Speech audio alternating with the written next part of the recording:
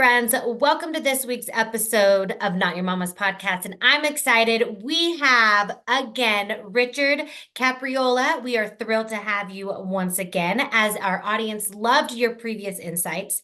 Today, we're inviting you back to address questions posed by our listeners, eager to benefit from your expertise. Richard Capriola is a seasoned mental health and substance abuse counselor with over 2 decades of experience.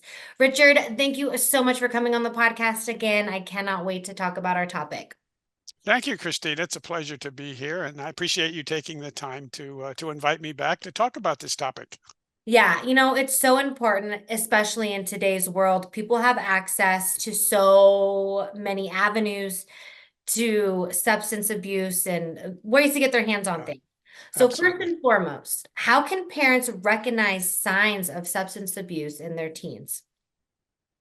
That's probably one of the most important questions that I think we can ask about this issue of adolescent substance abuse, because so many times I would sit with parents and go through their child's use of a substance, and when I finished, they would look at me and they would say, "I had no idea this was going on." Yeah. Or if they did suspect their child was using a substance, they might say, like, I sort of thought something was going on, but I didn't think it was this bad. Yeah. Mhm. And these are good parents. These are very good parents doing the best job they can. Yeah. Uh, They were caught off guard because they missed the warning signs, and they missed the warning signs because nobody told them what to look for. So Exactly. knowing a little bit about the warning signs just empowers us as parents to be a little bit more on the alert to what to look for. In my book, The Addicted Child: A Parent's Guide to Adolescent Substance Abuse, there are warning signs for alcohol use and marijuana use, the two primary substances that kids get into. But I've Mhm. also got warning signs on a child that might be self-injuring or developing an eating disorder, because sometimes those will accompany a child that's using a Yeah. substance. But Mhm. as a general rule, what I say to parents is pay attention to the changes that you see in your child. You Mhm. know your child better than anyone, so don't assume that these changes are just normal adolescent acting out behavior. Be a little curious. Investigate why you're seeing these changes in your child. They may or may not be related to substance abuse. They may be related to perhaps another issue that you need to investigate. But pay attention to the changes, especially if those changes go on and on and on, and you start to see more and more of them over time. That, I think, is a big signal to you as a parent that there might be something to look into. So pay attention to those changes. And it's true. One of the things that the key thing I grasp away is like listen to your own instincts and intuition as a parent as well. Yeah, You know right. what I mean? Like trust that. Like don't doubt yourself. Like you should trust yourself that like, hey, something might be up. And like you said, it may not be substance abuse. It could be another issue you have to deal with, but Yeah, just trust in your own parental instinct and your own ability to sense things and especially your own child. yeah, right. That's the You one know, you know. Yeah. yeah, exactly. Parents, you need The Addicted Child, A Parent's Guide to Adolescent Substance Abuse by Richard Capriola. It's a must-have for understanding teen substance use and learning the warning signs every parent should know. The Addicted Child, A Parent's Guide to Adolescent Substance Abuse by Richard Capriola. And here's the kicker. Richard spills the beans on explaining substance used by today's adolescents and how drugs work in the teen brain. He's even included important warning signs for self-harm and eating disorders and how to find the right help for your teen. And the best part is, you're getting all of these mind-blowing insights without breaking the bank. If you're a parent or know someone who is, this book is going to be your secret weapon. Kindle or paperback, grab your copy on Amazon or go to helptheaddictedchild.com. Insights in this book are pure gold. And spread the word, share the love, and let's empower ourselves with knowledge. So, what are some effective strategies for parents to communicate, with their addicted child? How can The we open up the conversation? the same communication styles that I would recommend we use for anybody, not just Yeah. a child. And that focuses on listening skills. And by that I mean, we're good at listening to the words, each other, so that when we're talking, we hear each other's words. But many times we don't hear the feelings behind those words. So I think one of the most effective communication skills with teenagers and with adults is to practice listening skills that focus on feelings, so that when Mhm. your child is talking to you, you're not just hearing their feelings or their words, you're hearing their feelings, and you're reflecting them back to the child to make sure that what you're hearing is what is actually going on. So listen to the feelings, practice listening skills, listen to those feelings and reflecting them back. And the other thing is, when you're talking to your child, particularly about substance use, Mhm. keep the focus on yourself. Don't accuse the child, don't threaten the child, don't punish the child. Keep the focus on you. For example, let's say you suspect your child might be using marijuana. You can approach that discussion by simply admitting that you're concerned that your child might be using marijuana, and that scares you. As a Mhm. parent, I'm Yeah. scared to think that you might be using marijuana. So you keep the focus on you and allow the child to give you feedback based on how you're feeling about a suspicion that you have. And Mhm. you're more likely to get a discussion going that way than if you were to approach a child and accuse them of using marijuana, and Yeah. they're going to become very defensive then. Yeah. Yeah, you just kind of have to be like a little strategic with your words, like a little reverse psychology, it seems like. And Yeah, the key thing that we're picking up here is feelings. You know what I yeah, mean? It's just like, I feel this way, not like you're doing this, yeah. and then like if they're obviously feeling a certain way, which is why they're, maybe taking a substance abuse, and try to understand that feeling for them so that they feel heard and understood, and we can work on how to heal that poor feeling.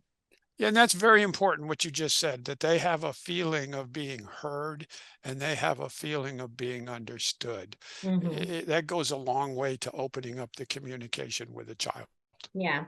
And so can you share some tips on creating like a supportive environment for a teen struggling with substance abuse? Well, first of all, you have to keep the boundaries in place. As a parent, it's your responsibility to keep your child safe and to create those boundaries. And when they cross those boundaries, to have appropriate consequences for that. So I would say one of the things that you want to do is make sure that you have always maintaining appropriate boundaries for your child. And if Hmm. they violate those, and make sure that they're clearly understood, clearly communicated to the child. And then if they violate those boundaries, an appropriate consequence. So they learn that there are consequences to their behavior and for violating the boundaries or the rules that you set up. Hmm. Um, the other thing is, if you have any suspicion that your child might be using a substance, is to get a professional assessment done. Allow the professionals to do the testing, to come up with the assessment, and to either rule in or rule out if there's a substance abuse issue. And just as importantly, if there's a mental health issue, Yeah. because many times a child will be using a substance to medicate that underlying emotional issue or psychological issue like anxiety or depression. Yeah. So you want to get that either ruled in or ruled out. Anytime you have a suspicion that your child might be using a substance, I recommend you get some professional assessments done. Yeah. No, I think that's good. And then what role does early intervention play in preventing the adolescent substance abuse from escalating? I think it's critical. It's like anything else. The sooner we identify a problem, the Mhm. sooner we recognize symptoms and warning signs, the more likely we are to get it diagnosed and begin treatment. So early intervention for anything is critical. So if the moment you suspect something's going on as a parent, don't wait. Get an assessment done. Early intervention can go a long way towards keeping it from escalating and getting more worse, and can begin the treatment process if that's needed. Yeah. No, I like that. I think it's good to, get in there early because like I've heard like horror stories of just what is it? Like detoxing, you know what I Mhm. mean? And, people can die from just detoxing if they're not safe or have people around Yeah. them and stuff. So I think it's, important to just keep an eye out. Let's trust our instincts as parents. Grab your book, you know, the substance, what is the book called again? I don't have The it right in front of uh, me. The Addicted Child, A Parent's Guide to Adolescent Substance Abuse. Yeah, that's what's the addicted child. I was gonna say that, but I was like, wait, I want to say exactly what it is so they know. And and I think it's important, as parents, like we are the ones that have to keep our children safe Yeah. and guide them in this world. And education is knowledge, and we do live in a time where people have access, like we said earlier in the podcast, to things that they didn't back even when I grew up. So I Mhm. think it's important to educate ourselves. Yeah, it's a different world out there. It's a scary world for a lot of Mhm. parents, but many parents are afraid of this topic and they want to shy away from it. But knowledge is power. The more knowledge we have, the more comfortable we feel with dealing with this issue. If we have to, we hope we don't, but if we do, we want to feel better prepared to deal with it. And that's really the goal for all of us. Yeah. Well, Richard, it is time for the Power Mom Chronicles. It is round two for you. This is your second time on the show, and we're so excited to have you here again. And my first question to you is, what's a game-changing lesson life has taught you? That life's a journey. That life's a journey, and each and every day try to find the positives. But life's a journey, and it's going to throw a lot of curves at you. There's going to be some ups. There's going to be some downs.